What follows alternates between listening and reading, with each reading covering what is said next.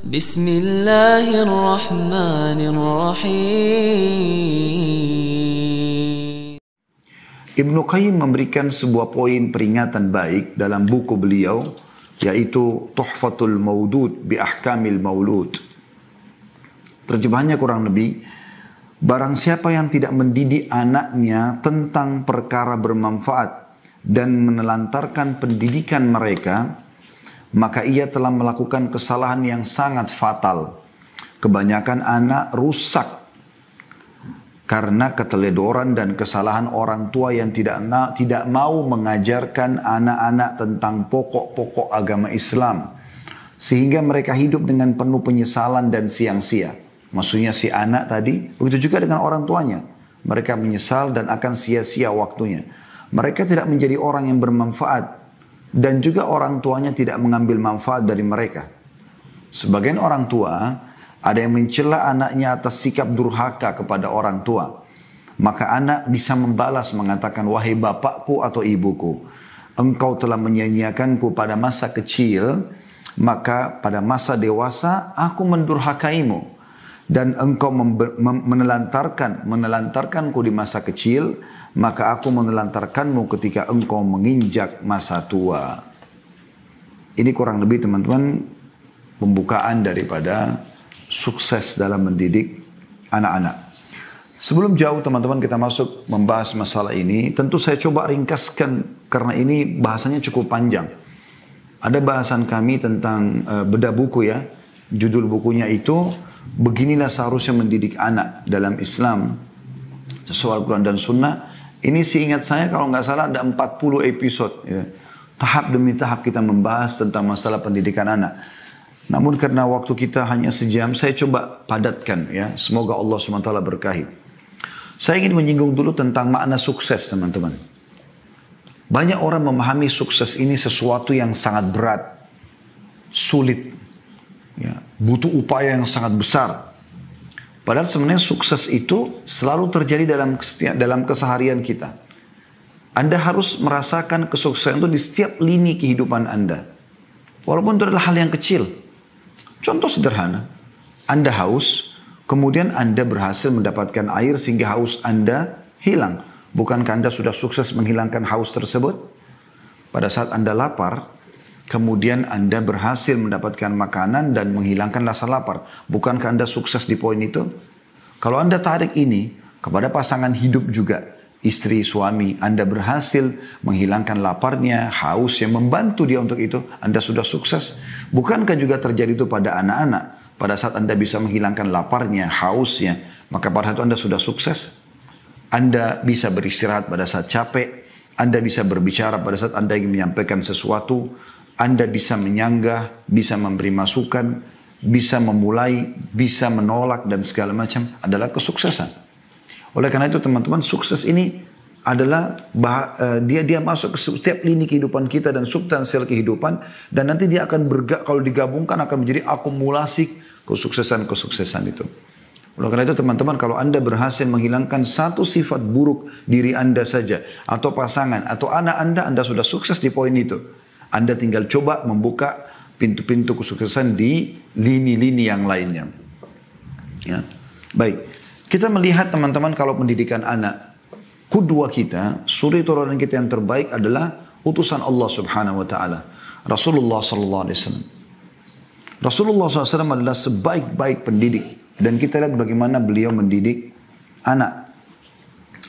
Dinukil dalam sebuah riwayat dari Ummul Mukminin Aisyah radhiyallahu anha, beliau berkata, ada sekelompok orang datang kepada Rasulullah sallallahu alaihi wasallam, lalu mereka bertanya, apakah Anda mencium anak-anak Anda?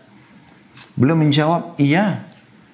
Maka mereka berkata, demi Allah, kami tidak pernah mencium anak-anak kami. Maka Rasulullah SAW bersabda, apakah aku mampu menghalangi bila Allah telah mencabut perasaan sayang dari hati kalian? Hadits ini diriwayatkan oleh Bukhari dan Muslim. Di dalam riwayat lain, Abu Hurairah radhiyallahu anhu menukil bahwasanya Nabi SAW pernah mencium Al-Hasan bin Ali radhiyallahu anhuma, cucu beliau. Maka Aqra bin Habis radhiyallahu anhu, seorang sahabat Nabi tapi tinggal di padang pasir, seorang badui berkata, aku punya 10 anak, sementara aku tidak pernah menciumnya. Maka apa kata Nabi SAW? Pendidik yang terbaik. Man la yarham, la yurham. Siapa yang tidak mengasihi, tidak sayang, maka tidak akan disayang. Hadis ini riwayat Bukhari Muslim. Juga dari hadis Jabir bin Abdullah radhiyallahu anhuma, dia berkata bahwa Rasulullah SAW bersabda, man la yarhamin nas, la yarhamhullah. Siapa yang tidak mengasihi anak-anak, atau siapa tidak mengasihi manusia, maka dia tidak akan disayangi atau dikasihi oleh Allah. Hadis ini juga riwayat Bukhari Muslim. Ada seorang wanita juga pernah dinukil dari Anas radhiyallahu anhu, datang kepada Aisyah radhiyallahu anha, lalu beliau memberi 3 butir kurma. Maksudnya Aisyah memberikan 3 butir kurma kepada ibu tersebut. Sementara ibu ini diikuti oleh 2 anaknya. Maka ibu tersebut pun memberikan anak-anaknya masing-masing sebutir kurma. Dan ibu pun itu memegang 1 butir kurma. Sementara dia lagi asyik ngobrol dengan Aisyah, tiba-tiba kedua anaknya sudah menghabiskan kurmanya, lalu meminta lagi dari ibunya. Lalu ibu tersebut dengan penuh kasih sayang membelah 2 kurma yang dia belum makan, kemudian dia berikan kepada kedua anaknya. Maka kata Aisyah radhiyallahu anha, aku kagum dengan sikap ibu ini. Maksudnya dalam kondisi dia pun pengen makan kurma itu, tapi dia mendahulukan kedua anaknya karena kasih sayangnya. Kemudian dia menanyakan kepada Nabi SAW. Lalu Nabi SAW mengatakan, وَمَا يُؤْجِبُكَ مِنْ ذَلِكَ لَقَدْ رَحِمَهَ اللَّهُ بِرَحْمَتِهَا صَبِيِّهَا. Kenapa engkau heran, hai Aisyah? وَمَا يُؤْجِبُكِ مِنْ ذَلِكَ. Apa yang membuatmu heran dengan itu, hai Aisyah? Sesungguhnya Allah telah merahmatinya karena kasih sayangnya kepada kedua anaknya. Dalam riwayat lain, Allah telah memasukkan dia ke dalam surga karena perbuatan itu kepada anaknya. Hadis ini riwayat Bukhari. Ini salah satu metode yang digunakan Nabi SAW, yaitu mendahulukan kasih sayang, perhatian. Nanti kita akan bahas insya Allah teman-teman sekalian tentang kriteria pemimpin yang terbaik atau pemimpin yang baik. Ya. Tapi ini kita sedang membahas bagaimana Nabi SAW betul-betul meluangkan perhatian khusus buat anak-anak. Di dalam sebuah riwayat disebutkan juga dari Abu Qatadah Al-Harith bin Rib'i radhiyallahu anhu, bahwasanya Nabi SAW pernah berkata, inni la aqumu ila salati wa uridu an utawwila fiha. Aku berdiri mengerjakan salat dan aku ingin niat memanjangkan bacaannya. Fa asma'u buka as-sabi fa atajawwazu fi salati karahiyata an ashukka ala ummihi. Lalu aku tiba-tiba mendengarkan tangisan anak di saf wanita, maka aku meringkaskan salatku karena khawatir nanti ibunya menjadi sulit, ya, atau merasakan kesulitan antara memilih salat dengan anak. Itu saking pentingnya bagaimana anak punya perhatian khusus gitu. Walaupun kita sedang ibadah kepada Allah subhanahu wa ta'ala. Juga Abu Qatadah menukil, dia berkata radhiyallahu anhu, Rasulullah SAW sholat berjamaah sambil menggendong Umamah, ya, anaknya Zainab. Zainab ini anak Nabi SAW radhiyallahu anhu ajma'in. Ketika beliau sedang sujud, Umamah diletakkan di depannya, lalu beliau pada saat berdiri menggendongnya kembali. Dan ini disebutkan oleh hadis atau oleh Bukhari. Juga Abu Hurairah radhiyallahu anhu menukil, dia berkata, saya mendengar dengan kedua telingaku dan melihat dengan kedua mataku bahwa Rasulullah SAW menarik kedua telapak tangan Al-Hasan dan Husain radhiyallahu anhum, cucu beliau, meletakkan kedua telapak kakinya di atas telapak kaki Rasulullah SAW, lalu beliau bersabda, naiklah.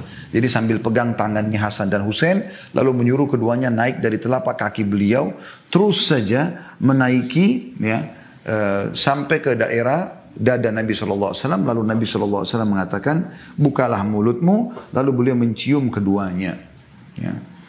Lalu beliau mengatakan, ya Allah, cintailah keduanya karena aku mencintainya.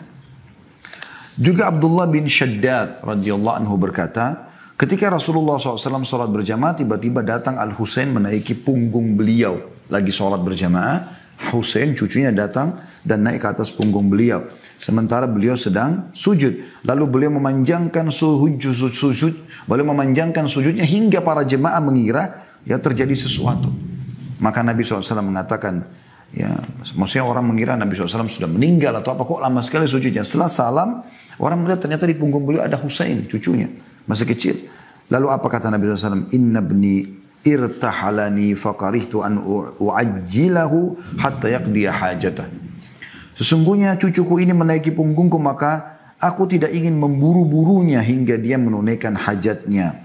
Hadis ini diriwayatkan oleh An-Nasai, Ahmad dan seterusnya. Atau banyak riwayat perawi-perawi yang lain. Anas bin Malik juga radhiyallahu anhu menukil bahwasanya Rasulullah SAW mengunjungi orang-orang Ansar. Dan beliau memberi salam kepada anak-anak kecil, mengusap-ngusap kepala mereka. Sangat luar biasa penyayangnya dengan anak-anak. Sehingga apapun nanti yang disampaikan, diterima. Karena anak-anak merasa ada kasih sayang itu. Juga Abdullah bin Ja'far, tentu ini tadi diriwayatkan oleh An-Nasai dengan sanad sahih.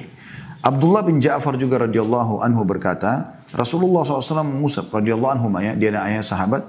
Ja'far ini kakaknya Ali bin Abi Thalib, lebih tua 10 tahun radhiyallahu anhum ajma'in. Kata Abdullah anaknya Ja'far, Rasulullah SAW mengusap kepalaku dengan tangannya.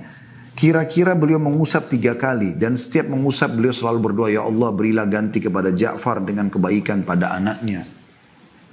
Dan hadis ini diriwayatkan oleh Ahmad dan Hakim dalam kitab Mustadrak dan dikatakan sahih.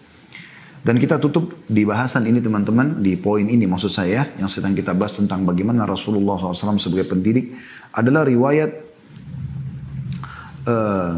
Ibnu Asakir meriwayatkan dari Abdullah bin Ja'far juga radhiyallahu anhu, dia berkata, bila Rasulullah SAW datang dari pepergian, dari jihad, dari umrah, haji, beliau pada saat pulang, ya, beliau disambut oleh anak-anak kecil dari keluarganya.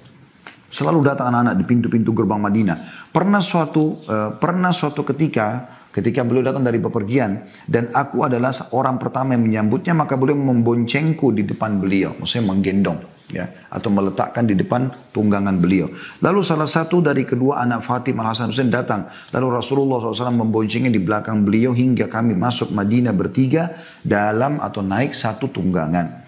Hadis ini atau riwayat ini diriwayatkan Imam Muslim. Juga disebutkan mirip dengan riwayat ini, bahwasanya Nabi SAW kalau datang dikerumuni oleh anak-anak kecil Madinah.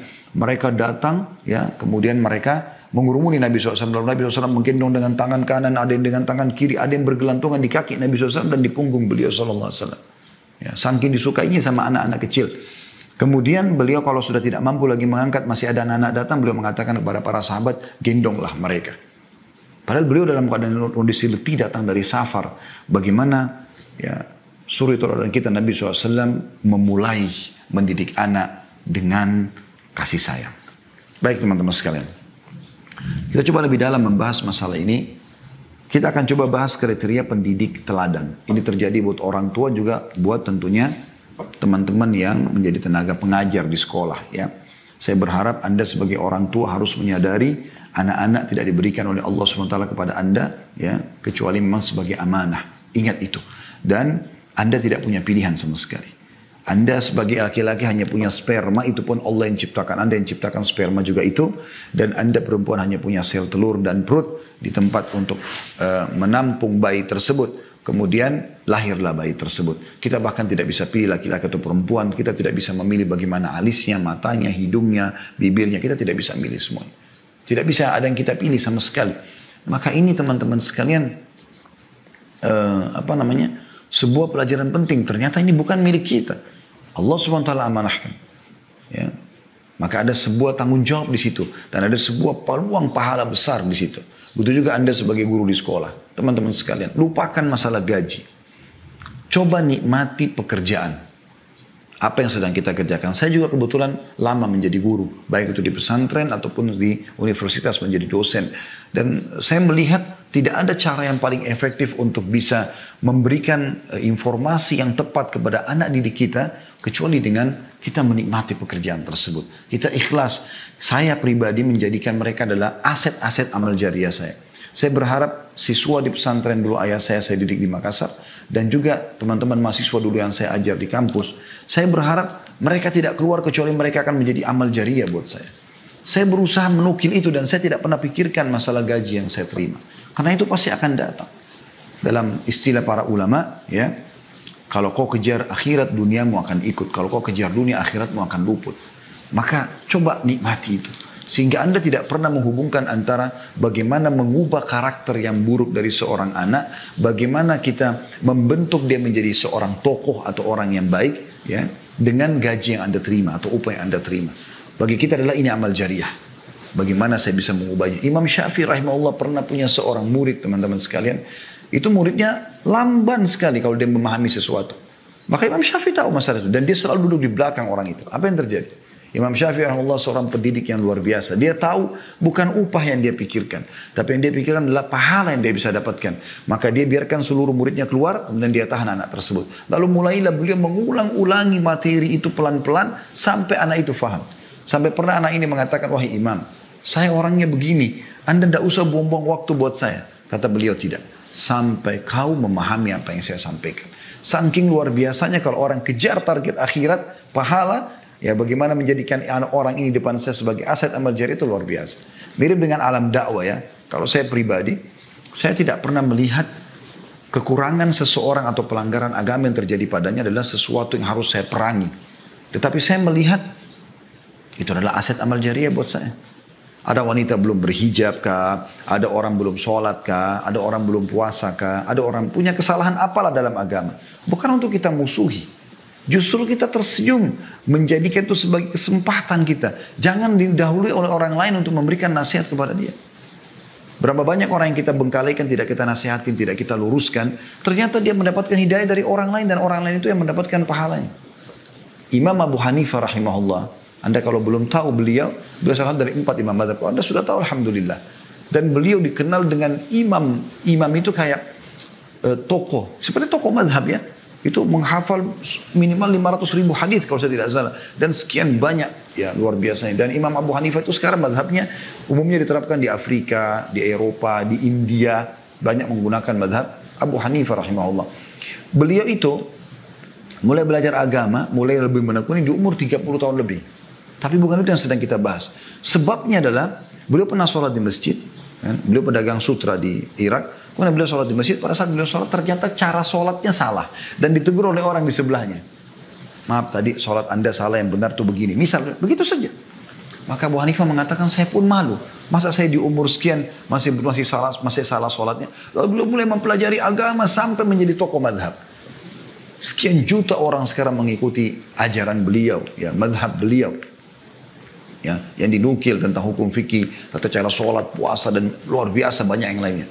Pertanyaan sederhana teman-teman. Pernah nggak orang yang sedang menasihati Abu Hanifah tadi untuk membetulkan sholatnya berpikir yang dia nasihati ini akan menjadi imam madhab? Pernah nggak anda renungi teman-teman yang orang tadi meluruskan sholat satu kesalahan tadi ternyata bisa panen seluruh pahalanya Abu Hanifah rahimahullah. Itu luar biasa. Ya. Baik teman-teman. Kriteria pendidik yang baik, yang pertama bagi orang tua dan juga anak, bagi guru ya maaf, bagi orang tua dan juga guru pendidik di lembaga pendidikan. Yang pertama teman-teman, pemaaf dan tenang. Ini penting sekali, pemaaf dan tenang. Kalau orang sudah seperti kita sudah bisa mengontrol emosi segala macam, maka tentu orang tidak akan melakukan kesalahan. Dan kalau anda selalu yang terbawa adalah emosional, anda tidak akan pernah bisa memperbaiki orang. Perhatikan apa yang Allah sebutkan tentang masalah pemaaf ini. Allah sebutkan dalam surah Al-Imran. Surah nomor 3 ayat 134. Kalau anda yang sedang mengikuti acara kita ini bisa membuka aplikasi Al-Quran di handphone, coba dilihat ya. Al-Imran surah nomor 3 ayat 134. Allah subhanahu wa ta'ala berfirman. A'udzubillahi minasyaitonirrajim. Wal qadhimin al-ghaidha wal afina 'anil nas. Wallahu yuhibbul muhsinin. Ini tentu potongan ayat ya. Potongan ayat Al-Imran 134. Yang bunyinya, dan orang-orang yang menahan amarahnya. Qadhimin al-ghaidh, kata ulama, ya adalah orang yang marah dalam kondisi dia punya power, dia dalam kondisi benar, dia marah, dia bisa lampiaskan. Tapi dia qadhim, qadhim artinya dia menahannya. Justru pada saat itu, wal qadhimin al-ghaidh, Allah malah memuji mereka. Lalu Allah mengatakan wal afina 'anil nas, orang yang suka memaafkan orang lain. Maafkan. Mereka masih jahil. Kalau mereka sudah tahu seperti kita, maka tentu saja mereka tidak akan lakukan. maafkan mereka. Jadikan mereka tadi saya bilang aset amal jariah Anda. Wallahu yuhibbul muhsinin, dan Allah suka orang-orang yang berbuat kebaikan. Maksudnya siapa? Tadi orang yang menahan emosinya, padahal dia bisa melampiaskan karena dia seorang guru, dia orang tua, dia bisa main pukul, main segala macam hukum. Tapi tidak. Dia dahulukan sifat kasih sayangnya, pemaafnya. Dalam ayat yang lain, Allah SWT memerintahkan dalam surah Al-A'raf ayat 199. Al-A'raf 199 yang berbunyi, A'udzu billahi minasyaitonir rajim, khudil afwa wa'mur bil 'urfi wa'arid 'anil jahilin. Peganglah sikap memaafkan. Pelongkan. Tapi dia jahat Ustaz. Iya. Tapi kan dia bodoh Ustaz. Iya. Kita juga tahu. Semua juga orang tahu. Tapi agama Anda, Allah Tuhan Anda mengajarkan Anda apa? Allah mengatakan khudil afwa. Peganglah sikap memaaf itu. Nah, kita ada masalah, maaf. Ya. Dan suruh orang mengerjakan yang ma'ruf. Ajarkan mereka supaya mereka tidak salah lagi. Dan berpalinglah dari orang-orang jahil. Maksudnya jangan jadikan mereka sebagai teman, tapi luruskan kesalahan. Juga dalam surah Al-Hijr ayat 85, ya, Allah Subhanahu wa taala berfirman, A'udzubillahi minasyaitonir rajim, fasfahis safhal jamil. Maafkanlah mereka dengan pemaafan yang baik. Awet muda berhasil akan mendidik. Itu luar biasa. Mendidik. Saya dapat kisah tentang Syekh Sudais, Abdurrahman Sudais, Imam Masjid Haram. Sekarang sudah 60 tahun lebih umurnya. Hafizahullah, beliau hafal Quran. Kalau baca Quran, siapa yang tidak suka suaranya? Saya pernah ke hutan Afrika, hutan di Irian ya. Itu saya dengar masjid di sana itu ada melantunkan tilawahnya Syekh Sudais. Saya sampai berpikir kalau Syekh Sudais tahu suaranya sampai di hutan-hutan Irian ditilawahkan, mungkin beliau menangis kan. Luar biasa gitu. Salah satu kisah pernah dinukil oleh seseorang mewawancarai beliau sambil bertanya, apa kata kunci suksesnya Anda ini? Apa kata beliau? Dulu waktu saya kecil kalau saya nakal, ya, maka ibu saya mengatakan, pergilah ke Masjid Haram, semoga kau jadi imam haram. Ibunya lagi marah, bukan malah marah, tapi dia malah mendoakan kebaikan. Dia mengatakan, pergilah ke Masjid Haram. Artinya, sekarang kau Masjid Haram, terserah mau buat apa di Masjid Haram. Kalau sholat ikut sholat, ada ulama ikuti halakanya, tapi secara umum pergilah ke Masjid Haram. Semoga kau jadi imam haram. Selalu itu yang dinukil. Sambil tersenyum beliau mengatakan, itulah rahasia saya bisa menjadi imam. Banyak orang jadi imam Masjid Haram, tapi siapa yang dikenal? Pilihan dihitung jari, termasuk beliau. Hafizahullah. Baik teman-teman sekalian, tentu ini bahasanya panjang, saya langsung masuk ke sifat yang kedua. Yaitu tadi pemaaf, yang kedua adalah lemah lembut dan menjauhi sifat kasar. Bedakan antara tegas sama kasar, beda ya. Tegas itu lakukan ini, jangan lakukan ini, itu tegas. Boleh tegas. Rasulullah SAW tegas di beberapa hal. Kalau memang itu sudah sampai pada pelanggaran agama misalnya. Tapi bukan keras. Keras itu mata melotot, tangan melayang, kaki menendang. Mulutnya kotor mengucapkan kata-kata yang luar biasa. Perhatikan bagaimana Aisyah menukil kisah atau riwayat bahwasanya baginda Nabi SAW bersabda, Inna allaha rafiqun yuhibbur rifqa. Allah itu lemah lembut, maha lemah lembut. Dan dia mencintai kelemah lembutan itu. Wa yu'ti 'alal rifqi ma la yu'ti 'alal 'unf. Dan dia memberi karena sikap lemah lembut sesuatu yang tidak diberikan kepada sikap yang keras. Artinya efek hasilnya beda. Lemah lembut dengan keras. Wa ma la yu'ti 'ala ma siwah. Dan juga segala sesuatu yang tidak diberikan kepada selainnya. Maksudnya selain lemah lembut. Apapun metode selain lemah lembut, maka akan efeknya beda dengan lemah lembut. Ya. Dan ini diriwayatkan, sudah disebutkan tadi oleh Bukhari. Ya. Atau dinukil sebelumnya ya. Kemudian Aisyah berkata juga, Nabi SAW bersabda, Idza arada Allah bi ahli bait, idza arada Allah bi ahli baitin khairan adkhana alaihim rifqa. Ketahuilah, jika Allah menghendaki kebaikan pada satu keluarga, maka Allah akan memasukkan kepada mereka sikap lemah lembut. Hadis ini riwayat Ahmad, Bukhari, dan juga Al-Baihaqi. Jadi kalau di rumah Anda ada lemah lembut, tutur kata yang santun, suami pada istri, istri pada suami, orang tua pada anak, anak pada orang tua, berarti Allah sedang menginginkan kebaikan buat rumah tangga Anda. Ini luar biasa. Begitu juga dengan lembaga pendidikan tentunya. Ya. Kemudian dalam hadis yang lain kata Nabi SAW, Inna Allah rafiqun yuhibbur rifqa fil amri kullih. Allah itu maha lemah lembut dan dia mencintai kelemah lembutan dalam segala urusan. Ya, kalau Anda tadi mengatakan, mungkin nggak kita pilih-pilih. Kata Nabi SAW, segala urusan. Kelemah lembutannya. Ini diriwayatkan juga sama oleh Imam Ahmad tentunya. Juga Ummul Mukminin radhiyallahu anha menukil bahwasanya Rasulullah SAW bersabda, ini maksudnya Aisyah Ummul Mukminin radhiyallahu anha, "Alaikum birrifqi inna rifqa la yakunu fi syai'in illa zanah wa la yunza'u min syai'in illa syanah." Bersikap lemah lembutlah, sungguhnya tidaklah kelembutan terdapat pada sesuatu kecuali akan membuatnya indah, dan tidaklah dicabut dari segala sesuatu kecuali akan merusaknya. Diriwayatkan oleh Muslim. Ya. Disebutkan dalam hadis yang lain di poin ini ya, sikap yang kedua itu lemah lembut, yaitu hadis yang diriwayatkan Muslim. Kata Jabir bin Abdullah radhiyallahu anhu, Rasulullah SAW bersabda, "May yuhramil rifqa yuhramil khaira kullah."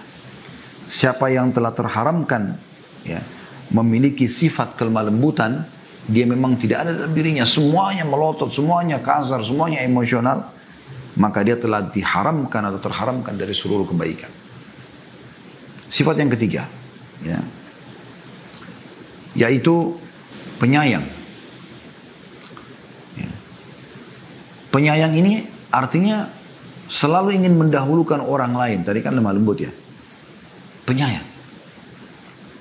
Dinukil dari Imam Bazzar meriwayatkan dari Ibnu Umar radhiyallahu anhu bahwasanya Rasulullah SAW bersabda, sungguhnya Allah tidak menyayangi orang yang tidak sayang kepada anaknya. Sesungguhnya Allah tidak menyayangi orang yang tidak sayang pada anaknya. Anak kandungnya, anak tirinya, anak didiknya. Demi zat yang jiwaku ada di tangannya, tidak akan masuk surga kecuali orang yang penyayang. Kami berkata, wahai Rasulullah, kami semua adalah orang-orang yang penyayang. Maka beliau SAW bersabda, seorang penyayang bukanlah yang menyayangi temannya semata, tapi menyayangi seluruh umat manusia. Jadi kalau Anda maksudkan sayang hanya pada orang-orang tertentu yang Anda hormati, maka berarti belum. Yang dimaksud di sini adalah yang menyayangi semua manusia, apalagi anak, apalagi pasangan, apalagi orang tua. Ya.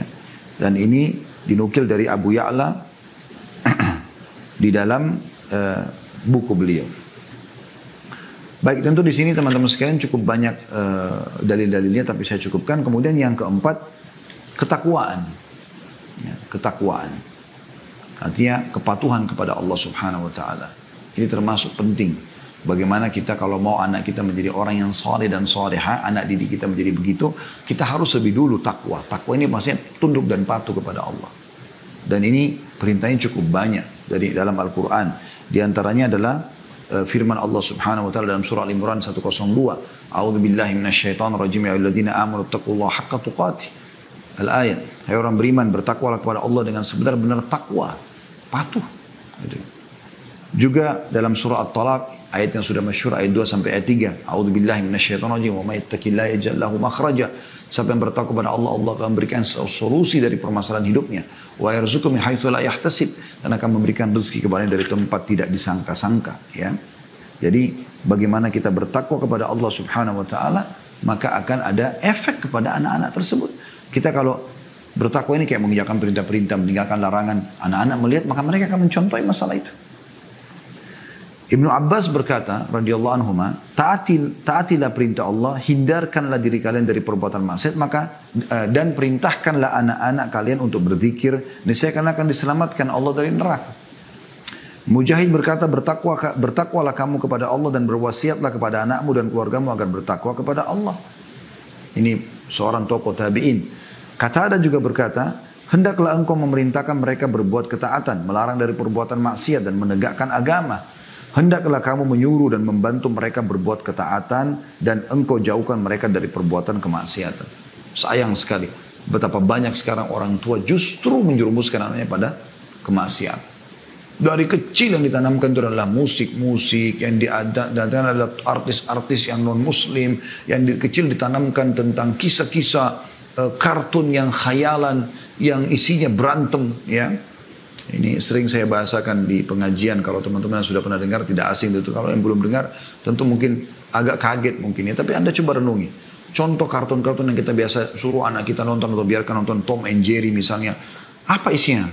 20 menit atau setengah jam isinya adalah berantem antara kucing sama tikus.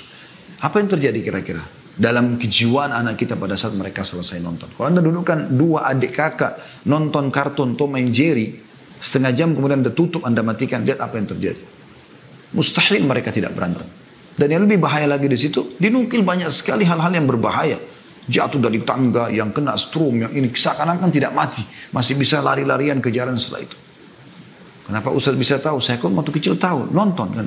Dan saya, subhanallah, setelah belajar saya melihat, oh ini tidak boleh, gitu kan. Khayalan. Berapa banyak kita selalu sibuk anak kita untuk menjadi tokoh-tokoh fiktif. Ya, ada Spiderman, ada Superman. Tidak ada orang-orang ini tidak ada. Tapi itu dilahirkan di khayalan anak-anak kita. Waktu dirilis film Spiderman pertama di Amerika, banyak sekali kisah kan, anak-anak diberikan orang tuanya baju, hanya ada yang jatuh dari apartemen, tapi nggak dinukil di berita karena takut nanti film ini nggak laku. Gitu. Anda coba telusuri itu, karena memang dibuat khayalan, jaring keluar dari tangan segala macam, padahal tidak ada. Kan tapi bagus filmnya Ustaz, memang bagus, kalau nggak bagus nggak akan laku. Tapi Anda bicara masalah pendidikan, berapa banyak orang tua tidak menyadari masalah itu, tidak ada ketakwaannya. Tidak menanamkan hal yang haram. Dia duduk nonton film-film barat, film-film action yang banyak mungkin ada ciuman, ada perempuan tidak pakai hijab, anak-anaknya duduk di sebelahnya sambil nonton. Anda jangan pikir anak-anak kalau sedang bermain tidak memperhatikan ya. Mereka sangat jeli, bahkan lebih jeli daripada kita. Saya pernah berbicara dengan istri di rumah. Kemudian setelah itu subhanallah anak ini diam. Setelah itu dia bicara, datang kepada seorang tamu di rumah, lalu dia ceritakan. Kalau ada cerita begini loh, padahal itu cerita. Dia pada saat itu diam. Ternyata dia sedang mencerna apa yang sedang kita sampaikan. Maka bertakwa kepada Allah SWT. Anda kalau lihat cuplikan ciuman di film, bagi Anda dewasa itu sudah maksiat kepada Allah, itu dosa, nggak boleh. Tapi sekarang kalau Anda lakukan, mungkin Anda dewasa, Anda minimal Anda akan mengatakan, oh itu cara orang barat. Maksimalnya Anda terpengaruh untuk melakukan juga perbuatan kemaksiatan yang sama, kan? Tontonannya akan menarik, kan gitu. Tapi anak-anak Anda apa yang terjadi? Oh ternyata kalau saya sudah dewasa saya harus begitu. Saya harus punya pasangan, saya harus punya begini dan begitu. Saya pernah bertamu di rumah salah satu kerabat. Kemudian ada tamu datang, kami duduk begitu. Terus tiba-tiba tamu ini kebetulan juga bawa anak kecil perempuan. Yang punya rumah ini punya anak kecil laki-laki. Setelah lama kita ngobrol, tiba-tiba orang tuanya mengatakan, mana si Fulan? Dia cari anak laki-lakinya.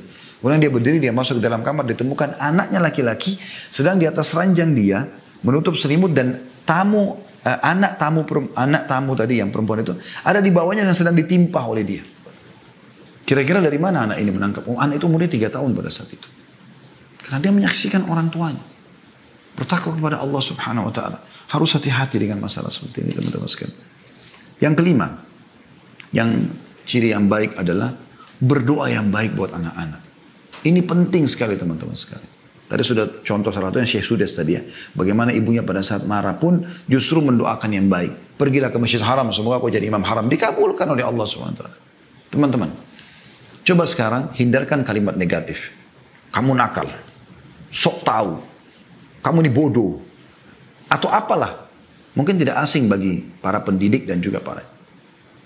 Ini tidak baik sama sekali. Apa hasilnya? Apa yang Anda harapkan dari kalimat itu? Yang ada, dia makin merasa, oh iya saya bodoh, oh iya ya saya begini, oh iya ya saya begitu. Kan begitu, tidak mendidik sama sekali. Apanya? Kenapa nggak doakan kebaikan? Semoga Allah berikan kau hidayah. Semoga Allah berikan kau pemahaman. Semoga kau berubah. Semoga kau menjadi tokoh masyarakat. Semoga kau menjadi hafidh Quran. Semoga, kenapa nggak doa itu? Doa yang baik teman-teman sekalian. Karena doa ini mustajab, kita tidak tahu. Ya. Di dalam sebuah hadis, renungi baik-baik hadis ini teman-teman sekalian. Sabda Nabi SAW, La tad'u ala anfusikum, wa la tad'u ala auladikum, wa la tad'u ala amwalikum, la tuwafiku minallahi sa'atan yus'alu fiha ata'an, fayastajibu lakum. Janganlah kalian mendoakan keburukan terhadap diri kalian. Misal Anda lihat di cermin, kok saya jelek ya? Padahal ini ciptaan Allah. Anda cantik, Anda gagah. Walaupun Anda melihat itu jelek, itu ciptaan Allah Subhanahu wa taala. Kita cuma menunggangi badan ini kok. Ya kan? Jangan doakan keburukan. Naik mobil sedikit saja, ya, mogok mobil atau apa? Sial. Apalah sial, apalah sial. Selalu gitu. Membodoh-bodohi diri, mendoakan buruk. Ini kan jadi doa semua. Untuk apa kalimat buruk keluar? Stop. Kalimat buruk berhenti. Kalimat baik saja. Ya. Jangan kalian mendoakan keburukan buat diri kalian. Jangan kalian mendoakan keburukan terhadap anak kalian. Kau ini nakal sekali. Menyesal saya melahirkan kau. Apalah kalimat-kalimat buruk. Dan jangan kalian mendoakan keburukan terhadap harta kalian. Tadi mobilnya sial, rumahnya. Apa sih ini? Ini motor. Gitu. Selalu dianggap remeh. Jangan sampai kalian bertepatan pada saat mengucapkan itu dengan saat dimana Allah bila diminta satu permintaan, dengan saat itu maka Allah mengabulkan. Maksudnya jangan sampai itu waktu mustajab. Ya. Dan ini dinukil oleh Bukhari dan Muslim. Dalam riwayat lain, jangan sampai malaikat melewat dan mengaminkan lalu terjadilah. Maka ini harus hati-hati teman-teman sekalian. Ya. Terutama para ibu-ibu, ya, lebih baik karena banyak interaksi sama anak, mungkin karena ayah banyak di waktu di luar rumah, maka mungkin mereka tidak melewati banyak hal-hal yang mungkin kita anggap tanda kutip pelanggaran-pelanggaran anak, jatuhkan gelas, jatuhkan piring, jatuhkan ini, apalah segala macam. Padahal itu mereka tidak tahu. Teman-teman sadarkan diri kita, kalau kita menjadi mereka, ya, atau mereka menjadi kita, apakah mereka akan jatuhkan gelas itu? Kan tidak mungkin. Mana lebih Anda sayangi? Gelas yang pecah atau anak Anda? Kadang-kadang anak dipukul sampai memar hanya kena gelas. Gelas bisa Anda beli, anak nggak bisa. Ada seorang ayah baru beli mobil, bersihkan mobilnya, lalu kemudian anaknya datang pegang beberapa alatnya yang kebetulan atau tangannya belepotan gitu. Kemudian dipegang mobil yang baru habis dicuci. Karena marah diambillah satu besi yang dipakai untuk membuka ya atau memperbaiki mobilnya, dipukul tangan anaknya sampai patah. Akhirnya anak itu patah tangannya. Menangis-nangis, baru nyesal, bawa ke rumah sakit, dioperasi. Kenapa Anda lebih sayang mobil Anda daripada anak Anda? Bagaimana bisa? Mobil bisa dibeli, masih bisa dibersihkan lagi.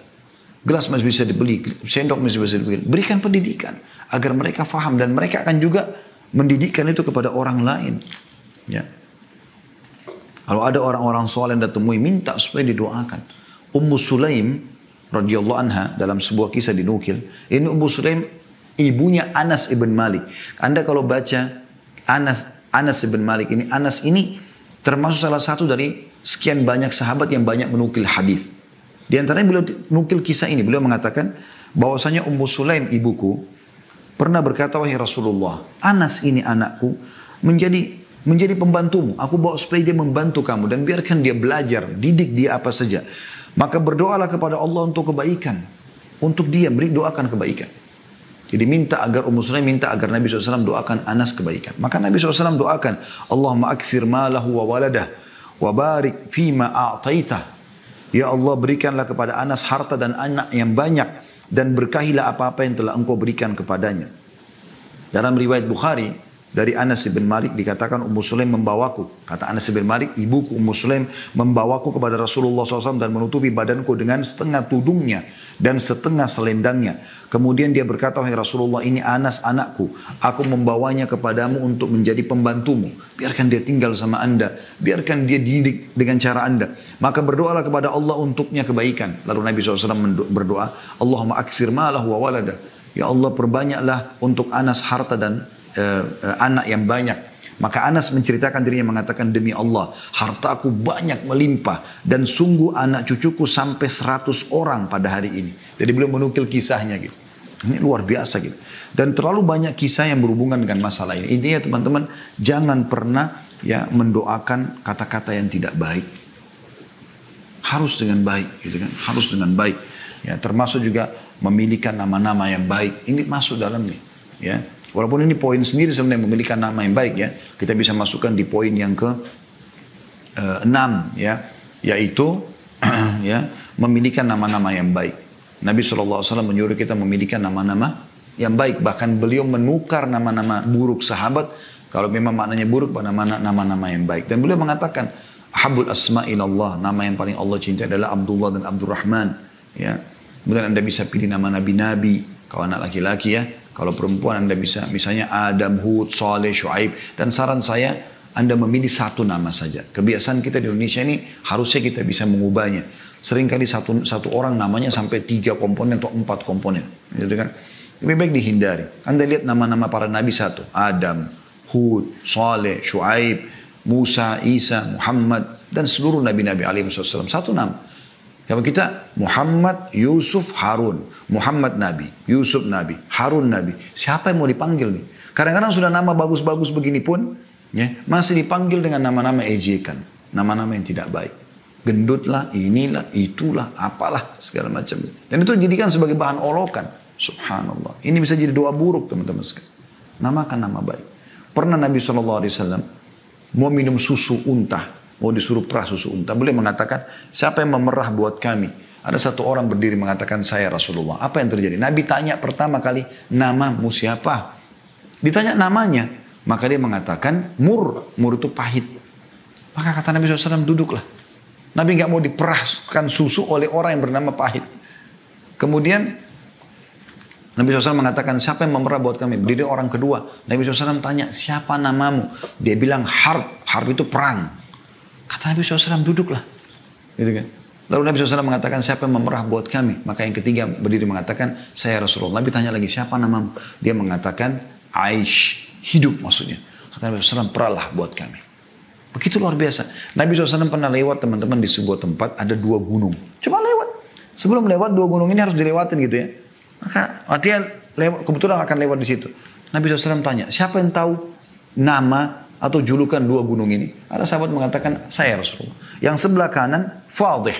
Fadih itu pembongkar aib. Ya. Yang sebelah kiri, Mukhzi. Mukhzi itu penghina.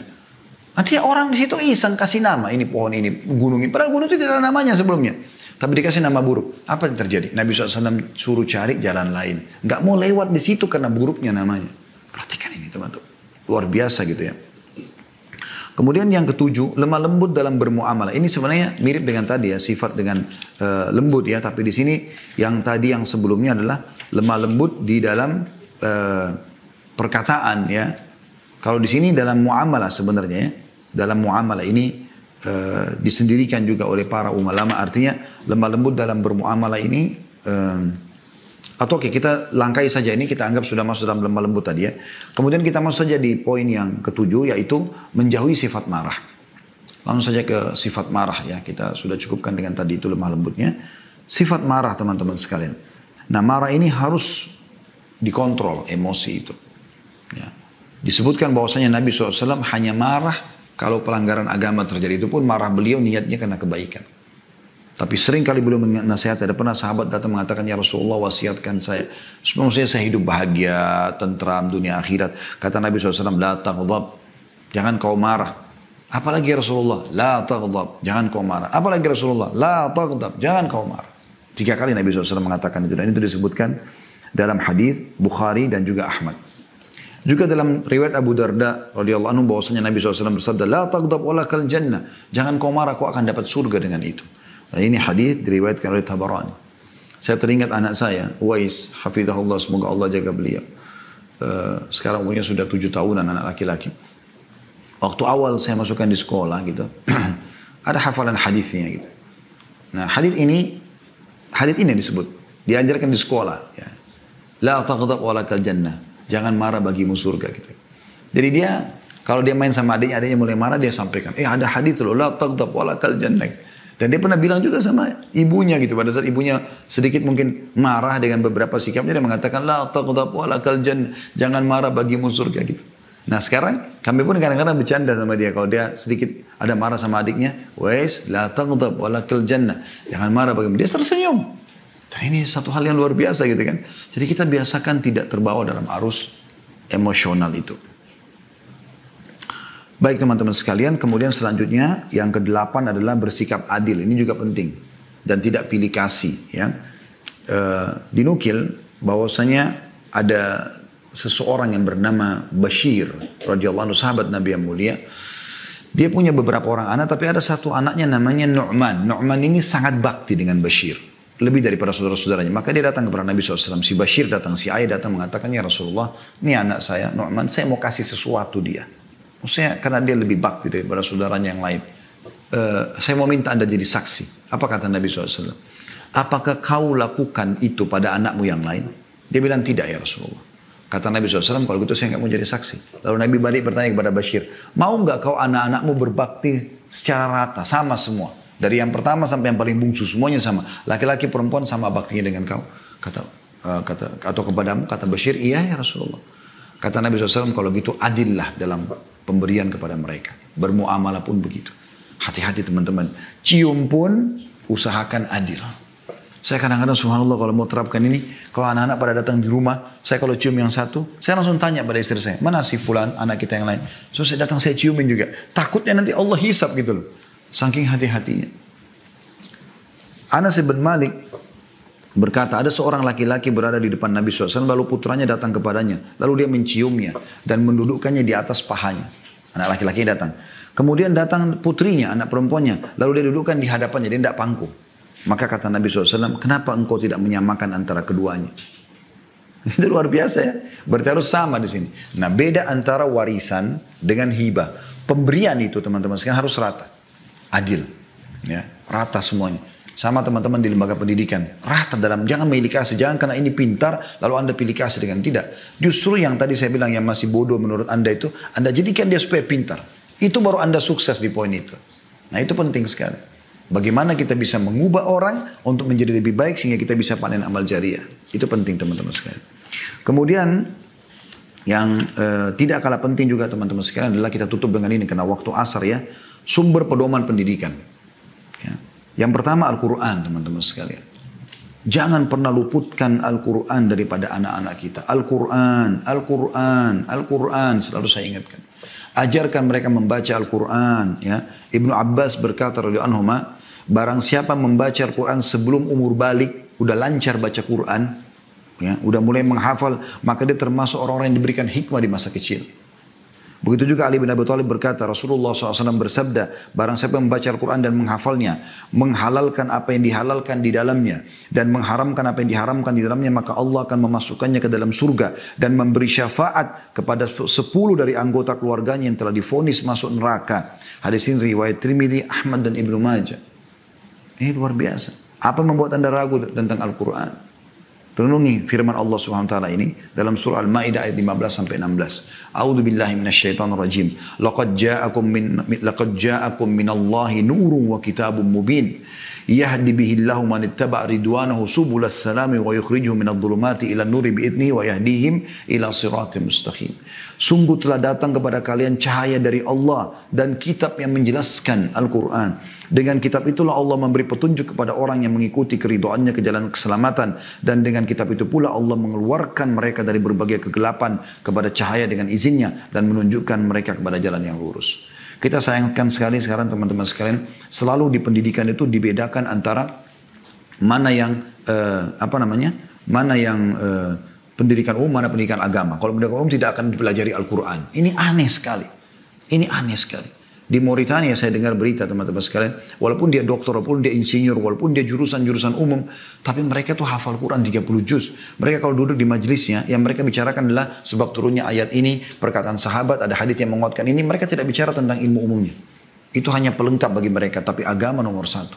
Dan kita sayangkan juga teman-teman sekalian, menyedihkan sekali. Saya selalu menangkap lembaga pendidikan Islam, seperti misalnya pesantren ya, seperti tempat pembuangan saja. Orang tuanya kalau lihat anaknya nakal, nanti ayah atau ibu masukkan kau di pesantren ya, seakan-akan pesantren tempat pembuangan, penjara buat anak-anak nakal. Subhanallah. Harusnya anda dahulukan sekolah-sekolah Islam, baru kemudian kalau tidak lolos, baru anda masukkan ke sekolah umum. Lebih parah lagi ada orang memasukkan anak-anaknya ke lembaga-lembaga orang non-muslim, kafir. Katolik lah dan segala macam dengan alasan lebih bagus kurikulumnya. La haula wala quwata illa billah. Mana lebih baik daripada Al-Quran teman-teman sekalian. Saya pernah masuk pesantren, azan disuruh ke masjid, di kelas kita dengarkan Allah berfirman, kita diajarkan at-tajwid, kita diajarkan makna-makna tadabbur ayat Al-Quran, kita dikasih hafalan Quran, kita dikasih hafalan bacaan sholat dan segala itu yang menolong kita. Yang kedua, sunnah Rasulullah SAW. Ikuti sunnah-sunnah Nabi SAW.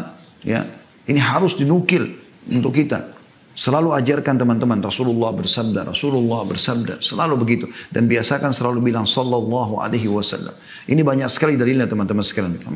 Melihat tinggal 5 menit lagi waktu asar, maka saya harus ringkaskan. Yang jelas teman-teman, Rasulullah SAW adalah sebaik-baik pendidik. Kata Nabi SAW, kullu ummati yadkhuluna jannata illa man aba. Semua umatku bisa masuk surga kecuali yang menolak. Qila wa may ya'ba ya Rasulullah. Siapa yang menolak untuk masuk surga ya Rasulullah? Qala man ata'ani dakhala jannah. Siapa yang mengikutiku pasti masuk surga. Wa man asani faqad aba. Dan siapa yang bermaksiat kepadaku tidak mau ikut petunjukku, maka dia telah menolak. Dan hadits ini diriwayatkan oleh Bukhari. Gitu. Tentu banyak sekali yang harus diperhatikan dalam poin ini. Tapi yang jelas Anda ambil pesannya di sini. Yang ketiga teman-teman adalah jalan para salafus salih. Nukil kepada mereka kisah-kisah sahabat, kisah-kisah Nabi. Ya. Kisah-kisah Nabi dulu, kemudian kisah para sahabat Nabi. Terlalu banyak pendidikan yang harus kita tanamkan dalam masalah ini. Ya. Nukil kisah para sahabat saleh. Ya, ini penting sekali.